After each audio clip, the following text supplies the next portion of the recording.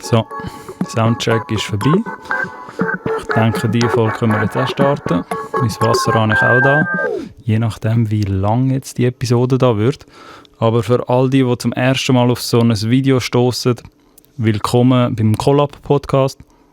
Für all die es noch nicht wissen oder das so ein bisschen zum ersten Mal entdecken, der Collab-Podcast ist ein Podcast, ein Schweizer Musikpodcast, der sich um das Thema Musikindustrie, Musikbusiness und alle Facetten rund um das Thema so ein bisschen beleuchtet. Vor allem für Künstler oder Produzenten, Songwriter oder einfach Leute in dieser Industrie oder wo als Privatperson das Thema Musikbusiness und Künstlerbusiness spannend findet, ist das so ein bisschen die perfekte Plattform dafür. Geht dazu, die Seite ist, oder der Kanal ist immer im stetigen Wandel.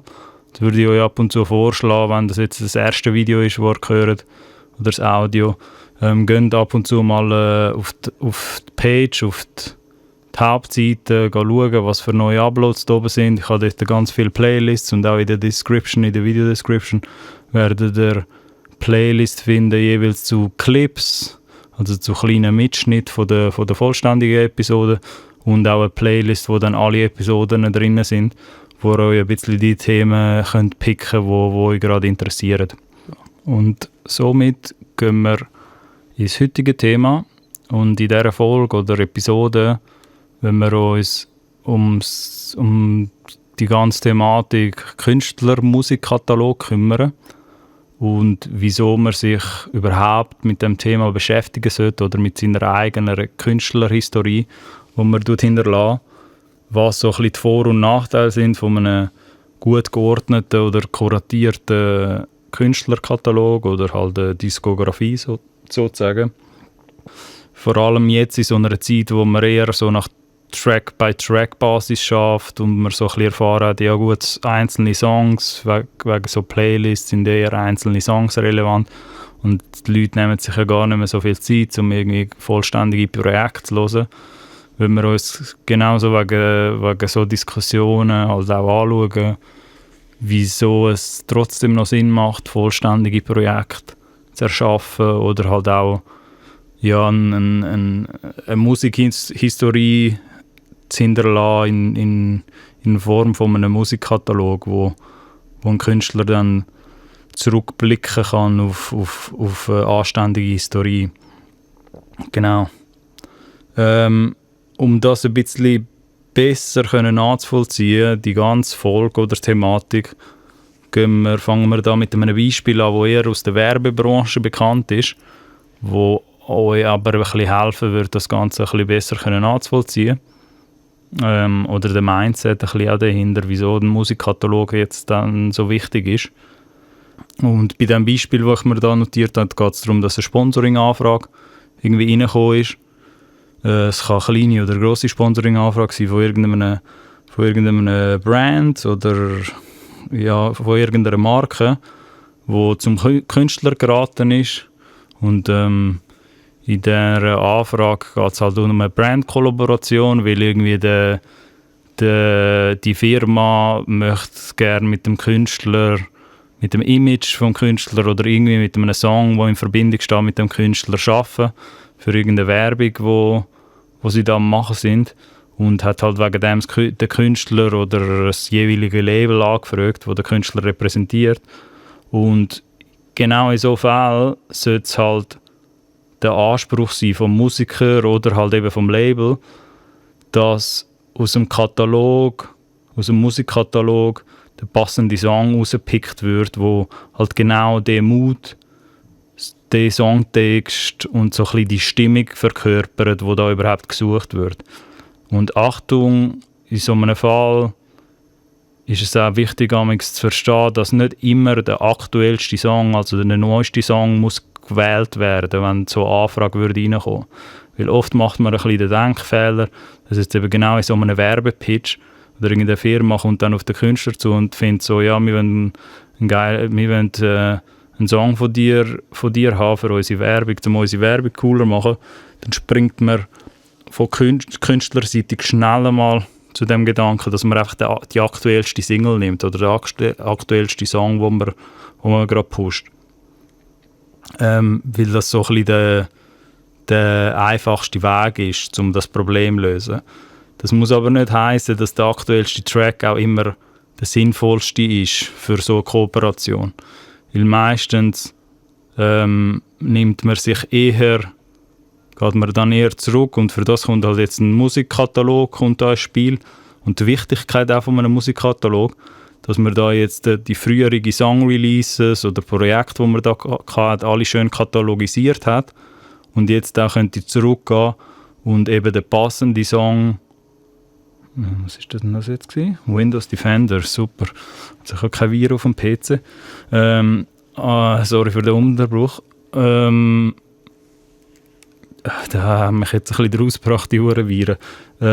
Dass genau der Musikkatalog, dass man dann könnte zurückgehen und sich halt eben den passenden Song jetzt für die Zusammenarbeit oder für das entsprechende Label oder der Brand jetzt rauspicken. Also so als ganz praktisches Beispiel, ein Autohersteller fragt nach einem Song für irgendeine Werbung und sie wollen halt genau dich oder gerne deine Songs haben dafür. Und der Song soll jetzt eher etwas Sommerliches verkörpern, so eine gewisse Lebensfreude versprühen. Und ja, wie das amigs so ist, so ein bisschen die peinlichen Anfragen, die man halt dann irgendwie bekommt. Er soll irgendwie das und das verkörpern und so.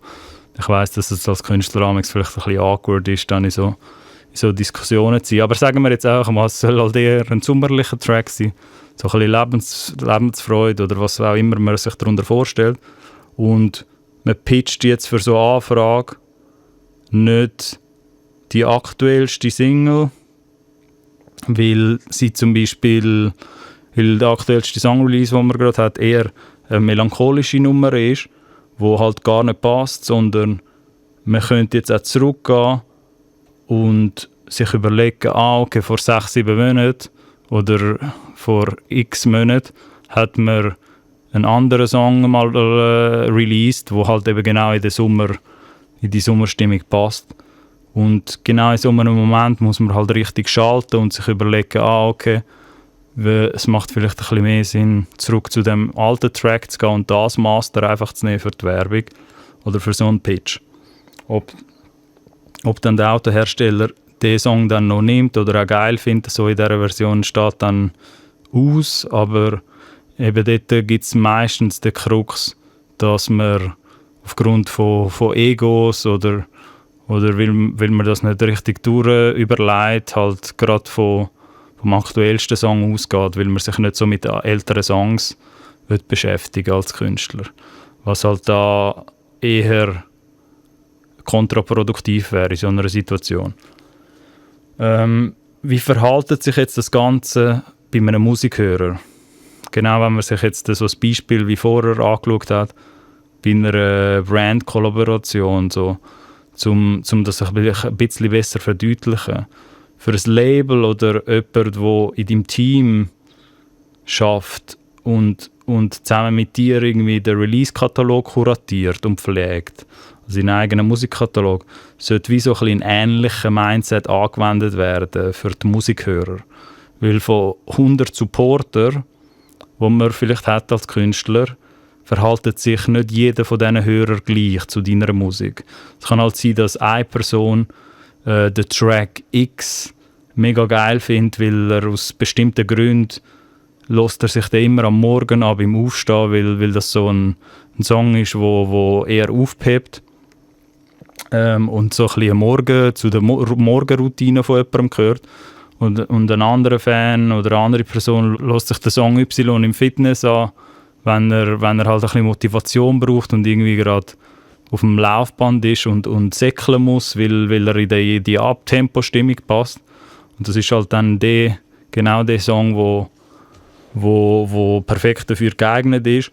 Und eine ganz andere Person von diesen 100 Leuten, die zu deinen Die Hard Supporter gehören, der findet vielleicht Song Z mega geil, weil das der perfekte Mood ist für einen Samstagabend, bevor man Party machen geht. So. Um irgendwie vorher mit den Kollegen ein bisschen eins zu ziehen oder sich parat machen für eine Party, die man dann später hat. Ich sehe also so ein bisschen wegen diesem Beispiel auch, wenn man seinen Musikkatalog mit so einem Mindset anschaut, öffnet sich plötzlich ganz neue Gedankenstränge, wie man mit dieser Musik entsprechend kommuniziert und die Emotionen auch vermitteln kann. Genau wegen dem auch geht es dann gar nicht mehr so fest um den simplen Gedanken, dass jetzt, da ist mein neuer Song, hört bitte alle den neuen Song und den alten Track, den ihr vor 3 Monaten gehört habt, tönt ihr bitte jetzt vergessen ab sofort und streamt einfach da die neue Single, weil der moderne Musikhörer gar nicht so funktioniert. Es stimmt zwar, wenn man jetzt würde sagen, ja, aber Alex, es ist recht schwierig, mehrere Songs gleichzeitig irgendwie sich auf mehrere Songs zu konzentrieren und dass es als Künstler vielleicht teilweise besser ist, einfach einen Standout-Song haben, einen Song, wo man halt highlighten tut und dann pusht man den in der gesamten Kommunikation. Aber mittlerweile gibt es auch sehr viele moderne Kommunikationsstrategien, die mehrere Songs beinhalten. Es wird eventuell dann aber nicht mit den Songs an der gleichen Stelle gepusht. Es kann auch eine Situation sein, wo man vielleicht einen Song hat, wo eher zu Radios und traditionellen Medien passt und eher im kommerzielleren Bereich ist. Aber vielleicht hat man bei Instagram und YouTube jetzt für einen komplett anderen Song viel besseres Feedback bekommen. Und man wäre jetzt doof und würde auch ein bisschen fahrlässig handeln, wenn man jetzt aus falschem Stolz einfach die andere Radiosingle oder die Single, die halt bei den traditionellen Medien und beim Radio am besten funktioniert, auch den Hörer auf Instagram und YouTube aufzwingen will, also in der Hoffnung, dass man das durchgedrückt bekommt. Man sollte in so Fällen sollte man stattdessen eher auf das Signal der Konsumenten hören und einfach zweispurig fahren. Weil wenn es auf YouTube einen anderen Track gibt, der überdurchschnittlich gut funktioniert, kann man gerade so gut versuchen, die Kommunikation zu packen und halt dann für YouTube, Instagram oder für die Plattformen, wo halt dann der andere Song eher zur Geltung kommt, nimmt man halt dann eher den für spezifische Strategien und Kommunikation. Und wegen dem kann man den zweiten Song, der halt besser im Radiohörrad funktioniert oder eher dort Potenzial hat, kann man dort trotzdem weiter pushen mit den genau gleichen Ambitionen. Wir werden dazu sicher auch noch eine ganzheitliche Episode machen, wo es so ein bisschen um moderne Kommunikationsstrategien geht, um was es dort überhaupt so für Möglichkeiten gibt, wie man halt überhaupt einen Song kann promoten oder dann ein Albumprojekt. Aber im Kontext zu deinem Musikkatalog bedeutet das schlussendlich, dass es einen sehr guten Grund gibt, wieso auch all die Streaming-Plattformen auf die Emotionen und Stimmungen, also die Moods, wie man das so ein bisschen nennt, umgangssprachlich, von den Musikhörern eingehen. Weil ihnen die Konsumenten auch ein bisschen gezeigt haben in all diesen Studien, dass sie gerne wissen wollen, was so ein bisschen der Story-Kontext oder ein bisschen der Mood vom Song oder vom Projekt dahinter ist. Und man kann sich so auch viel besser einfühlen in den Song, wenn man also von Konsumentenperspektive, wenn man den im richtigen Umfeld hört, wo er auch angehört. Das bedeutet aber auch wiederum, dass sich für dich als Künstler so ein bisschen neue Wege öffnen würden, wie du die Musik überhaupt präsentieren kannst. Weil niemand haltet dich zum Beispiel ab, zum Valentinstag irgendwie einen gut produzierten Song, wo du halt in deinem Musikkatalog schon hast, weil er irgendwie vor 7, 8, 9 Monaten rausgekommen ist, halt, weil es der Valentinstag ist, genau diesen Song wieder zu holen in der Kommunikation, weil er halt aus irgendeinem Grund Liebe und Zuneigung und die Emotionen von Zweisamkeit, sage ich mal, oder was so ein bisschen aufkommt, was auch immer für Emotionen aufkommen am Valentinstag, die Emotionen so ein bisschen am besten vermitteln kann und und dich eben auch niemand davon abhalten, einfach diesen Song dann wieder zu kommunizieren und zu pushen. Genau um das geht es auch ein bisschen. Der Job vom Künstler und vom Team, wo sich um den ganzen Musikkatalog kümmert, dort geht es genau darum, dass man so Songs kann identifizieren im Katalog und sie auch optimal in diesen Umfeldern nutzen kann. Weil all die Songs in deinem Katalog, die erzählen alle eine individuelle Story oder vermitteln gewisse Gefühle. In dem Sinn stimmt es auch gar nicht, wenn Leute behaupten, dass Songkontext oder Songbedeutung gar keine Rolle mehr spielen. Oder das, was man immer so ein bisschen hört, dass Lyrics, dass niemand mehr auf Lyrics hört oder auf Substanz und Inhalt. Das ist jetzt eher meine persönliche Erfahrung, die ich gemacht habe. In so einem Moment, wenn es Leute gibt in deinem Umfeld, die dir so etwas sagen, dann renn weit weg von diesen Leuten, weil es ist genau, ich persönlich habe das Gefühl, es ist genau das Gegenteil der Fall. Es ist Songbedeutung oder Songkontext oder was man als Künstler dort überhaupt texten tut, ist noch nie so wichtig gewesen wie heute. So, es muss nicht heißen, dass jetzt alles hure conscious muss sein und irgendwie Weltrettermusik, weil jetzt die Leute mega viel Zeit haben, um sich da alles ganz genau anzuhören. Aber die Songbedeutung und was so ein bisschen der Song für Emotionen vermitteln soll und halt auch der Text dahinter, ich habe das Gefühl, wir sind in so einer Zeit, wo es noch nie so wichtig war wie jetzt, weil alle neuen Anbieter und so Big Players mitspielen bei diesem Spiel. Jeder denkt in Moods und Stimmungen und die Streaming-Anbieter als Beispiel möchten auch wissen, was deine Lyrics zu bedeuten haben, weil sie entsprechend den Song so besser positionieren können und auch ein passenderes Umfeld und auch die richtigen Konsumenten damit abholen wollen.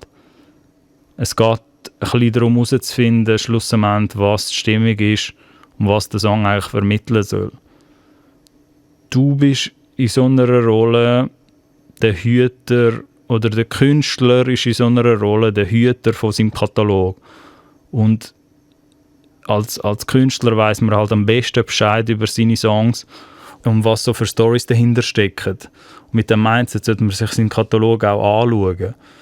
In dem Sinn eine Sammlung von emotionalen und bedeutungsvollen Werken, die irgendwie individuell oder gesammelt in einem Projekt eine Geschichte erzählen und eine gewisse Stimmung vermitteln.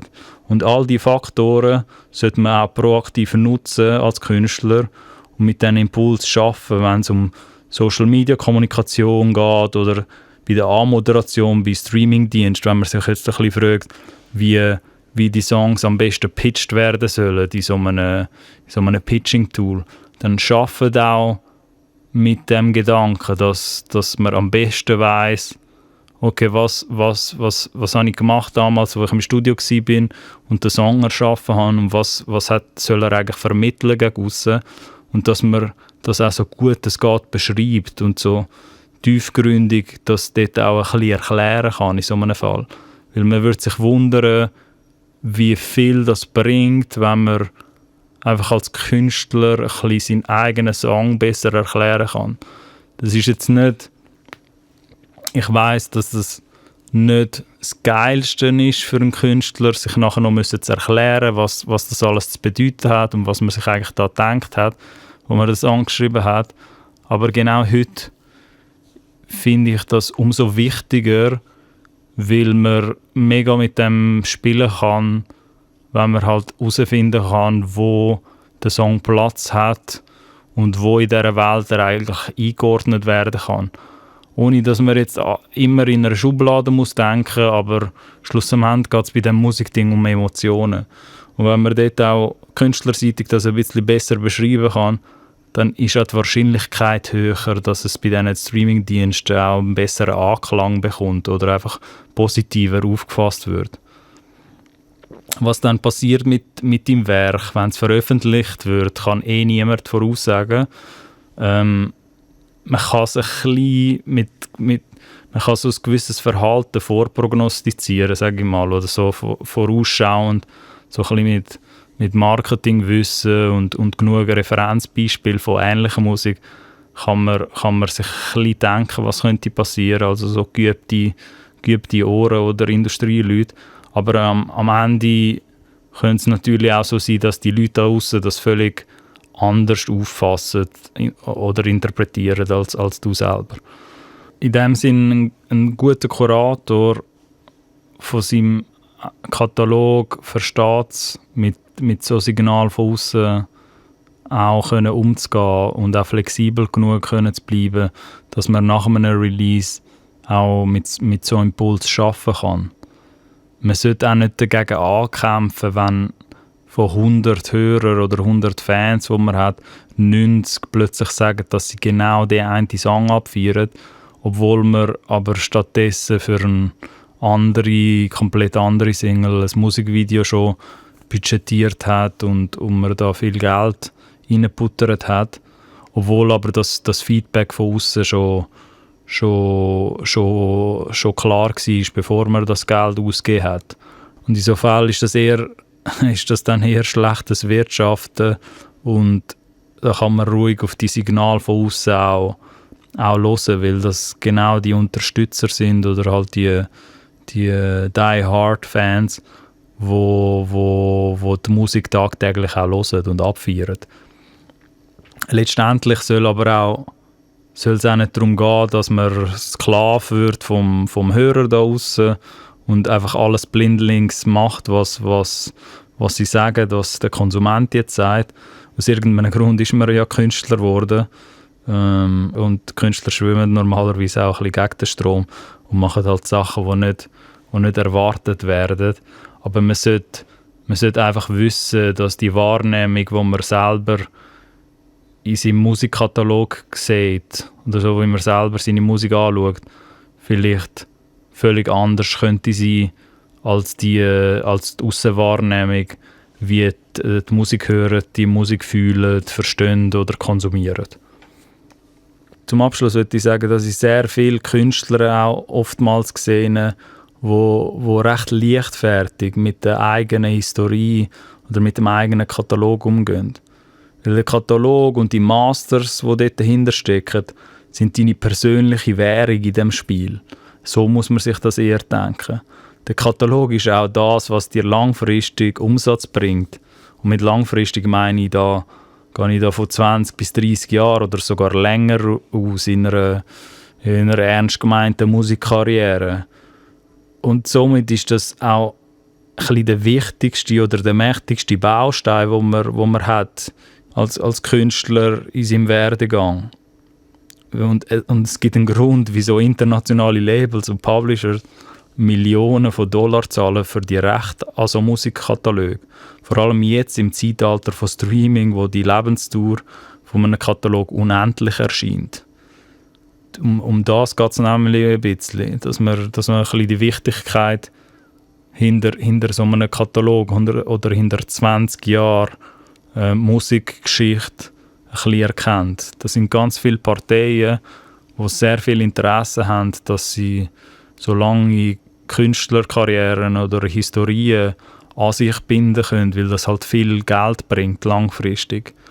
Und es liegt wie so in der Verantwortung vom Künstler oder halt, es ist wie so der Job vom Kurator halt, dass er, wenn du jetzt eine eigene Bibliothek hättest, sozusagen, also jetzt eine traditionelle Bibliothek mit Büchern, dass halt dort der Kurator wie so einen eigenen Platz und das richtige Umfeld findet für all die Bücher, die man dort finden kann. Und genau so verhält es sich auch mit einem Musikkatalog und dir als Künstler. Wenn man es genau nimmt, kann man dort die Songs auch entsprechend in so einer Gefühlswelt katalogisieren und damit man den Song oder das Projekt es daheim findet für die nächsten, was auch immer, 100 Jahre. Und eine einfache Denkaufgabe, die man sich auch kann vornehmen als Künstler, ist es ab und zu einfach mal zu halten und in einer ruhigen Minute seine Artist-Page mal anschauen. Weil oftmals gesehen ist, dass viele Künstler gar nicht so einen Sinn dafür entwickeln, ihre Artist-Page, also so ein bisschen der allgemeine Hub, wo vielleicht gewisse Konsumenten oder neue User dann würden darauf stoßen, irgendwann einmal, sich einfach mal ein bisschen zu überlegen, wie sieht die Artist-Page überhaupt aus, wenn man jetzt von der Perspektive vom User ausgeht und man das erste Mal darauf stoßen würde. Weil es gibt halt verschiedene Wege, wie Konsumenten natürlich auf so eine Artist-Page stoßen. Aber wenn wir jetzt ein Beispiel nachgehen, dass man irgendwo, dass der User irgendwo auf deinen Song gestoßen ist, über eine Playlist oder irgendein Kollege oder Kollegin, wo das vorgeschlagen hat, kommt man, wenn man halt Glück hat als Künstler, kommt halt der Konsument, irgendwann mal stößt er dann auf die Artist-Page. Und oftmals gesehen ist, dass die Artist-Page sehr löchrig ist bei vielen Künstlern oder einfach nicht gut kuratiert oder geordnet ist. Und dort muss man auch teilweise einfach ein bisschen simpler denken und das ein bisschen zugänglicher machen für den Konsument. Weil wenn man jetzt alles würde so artsy machen und mega künstlerisch, dann würde das auch irgendwann mal zu kryptisch für den einfachen, für jetzt den simplen User, der einfach ein bisschen geile Musik hören von dir und einfach mal möchte wissen, okay, gibt es dort vielleicht noch geilere Songs als der eine, der vereinzelte, den ich jetzt da mitbekommen habe. Darum setzt euch dort einfach mal ab und zu in regelmäßigen Abstand zur Aufgabe nach ein paar Releases, dass ihr eure eigene Seite ein bisschen beobachtet und dass es auch ein bisschen lebendig das Ganze ein bisschen wachsen soll. Und zum Abschluss, wie ich das jetzt immer mache beim Collab-Podcast, möchte ich da zu dem Thema noch ein paar Fragen in den Raum werfen. Die eine Frage ist jetzt eher für die Community gedacht oder für den Privatkonsument, der da jetzt einfach mitlässt. Aber was ihr generell von einem grossen Künstler-Musikkatalog haltet. Und wenn ihr auf einen Song stösst, den ihr gut findet von einem Künstler, was macht ihr dann meistens? Geht ihr auf die Artist-Page und checkt ab und zu vielleicht das Album ab oder schaut euch an, ob überhaupt ein vollständiges Projekt dort ist, das vielleicht mehr Songs beinhaltet, oder macht ihr euch die Mühe überhaupt gar nicht so? Und die Frage für die Künstler unter euch: Findet ihr es generell schwer, ein Album oder eine Sammlung von Songs zu produzieren und euch müssen Gedanken zu machen oder vorstellen, wo in der Historie jetzt das Projekt Platz hätte, also wo in der Diskografie-Timeline? Schaut ihr in so einem Kontext auch ab und zu in die Zukunft oder macht ihr einfach ein bisschen nach Gefühl Musik und der Katalog wird sich dann irgendwie so ein bisschen von alleine manifestieren und ihr denkt irgendwie gar nicht dran. Schreibt mir wie immer eure Eindrücke oder Input dazu oder Antworten in die Comments. Das war es mal wieder von einer Collab, von einer Folge Collab-Podcast. Ich merke gerade, ich muss noch ein bisschen an meinem Outro teilweise arbeiten, weil ich auch dort vielleicht irgendwann einmal einfach so ein automatisiertes Outro haben, aber eins, wo man einfach so reinfaden und dann kann ich da zumachen und wieder heimgehen. Aber nein, das ist gsi. Merci fürs Zuhören. Eine weitere Folge Collab-Podcast. Geht ab und zu auf die Startseite schauen, auch weil ich es jetzt gerade vorher erwähnt habe, auch von Künstlersicht.